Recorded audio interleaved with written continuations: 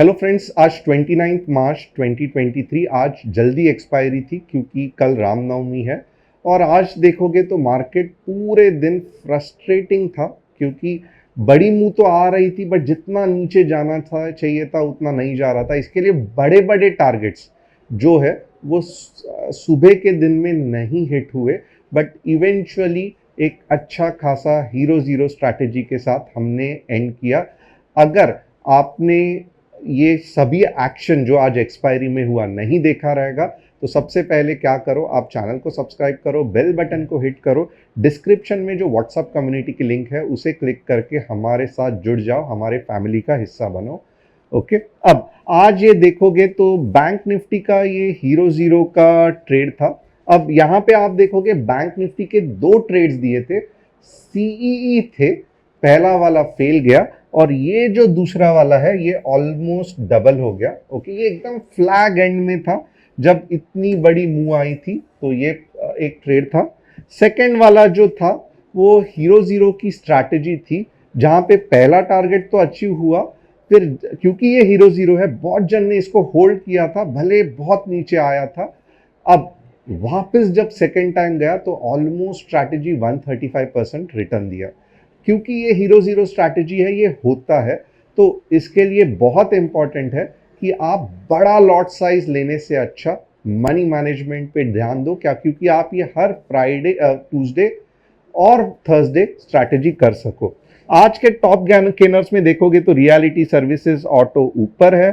बाकी के यहाँ पे देखोगे all Adani stocks are up और सीमेंट भी ऊपर है actually, JK cement, Dalmia Bharat, बाद में अल्ट्रा सीमेंट, ये सब ऊपर थे। नीचे गिरने के लिए एज सच कुछ स्पेसिफिक रीजन नहीं है, ये ऐसे ही हुआ है नीचे।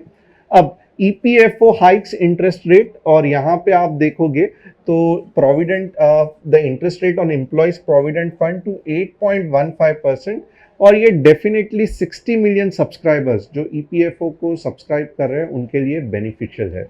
आगे क्या है तो सुप्रीम कोर्ट ने जो फ्रॉड लोन के लिए एक हर्डल रहता था वो कम कर दिया है। अब सुप्रीम कोर्ट ने क्या किया, a detailed standard operating procedure will eventually eliminate legal hurdles in the future. Actually fraud loan को डिक्लेयर करने लिए बैंक्स को बहुत कठिनाई आती थी, बहुत सारे अपील्स जाते थे, बट सुप्रीम कोर्ट ने एक स्टैंडर्ड प्रोसीजर बनाया है जिसको बैंक्स को अगर किसी के फ्रॉडुलेंट लोन अकाउंट्स है तो झट से प्रोसीजर फॉलो करके रिजोल्यूशन मिल सकता है। ये बैंक्स के लिए बहुत पॉजिटिव न्यूज़ है। ये और एक पॉजिटिव नोट है कि गडकरी जी जो कि ट्रांसपोर्ट के मिनिस्टर्स है, वो कह रहे हैं कि हम कुछ ऐसा लॉजिस्टिकली चेंजेस करेंगे इंडिया में कि जो 16% जो एक्सपेंडिचर होता है लॉजिस्टिक में, यानी कि ट्रक के कारण एयर फ्राइट या सीट फ्राइट, ये सभी लॉजिस्टिक्स है, राइट, सामान को एक जगह से दूसरे जगह पे पहुंचाना है।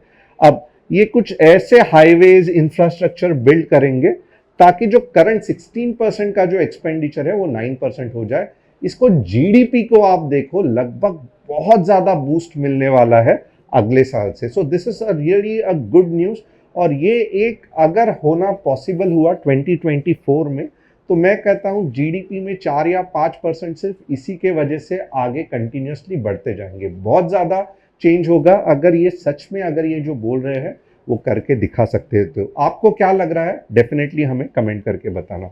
अब अलीबाबा ने डिसाइड किया है कि अपना जो बिजनेस है वो 6 यूनिट्स में डिवाइड करेंगे। आप नाम देख सकते हो, cloud intelligence group, Taobao Tmall commerce group, local service group, Cainiao smart logistic, global digital commerce और डिजिटल मीडिया एंड एंटरटेनमेंट। अब ये क्यों किया, क्या किया, हम आगे देखेंगे, बट फिलहाल इन्होंने 6 बिजनेस को डिवाइड करने में सोचा है अलीबाबा को। अब वेदांता ने 2050% फिफ्थ इंटरिम डिविडेंड दिया है, मेटल स्टॉक है, बट यहाँ पे एक न्यूज भी थी कि Anil Agarwal is selling 5% of stake, और वेदांता ने ये कहा है कि ये कुछ भी ऐसी न्यूज़ सही नहीं है।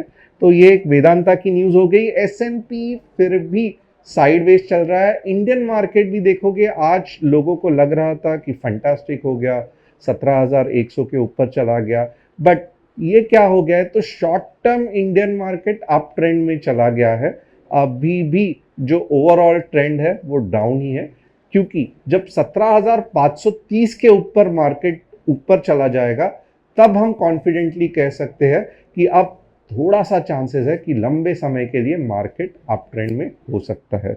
ओके, तो ये हो गया आज का। ये कौन से प्रोजेक्ट्स कौन से कंपनी को मिले हैं, तो आप देख सकते हो एनबीसीसी रिसीव्स 27 करोड़ का ऑर्डर, इतना बड़ा नहीं है। GR infrastructure surges 5% on 587 crore orders for eastern core railways, और आरपीपी प्रोजेक्ट्स को 148 करोड़ का प्रोजेक्ट मिल गया। अब इसका मतलब ये नहीं है कि झट से जाके आप ये स्टॉक खरीद लो, ये जस्ट एक इंफॉर्मेशन है।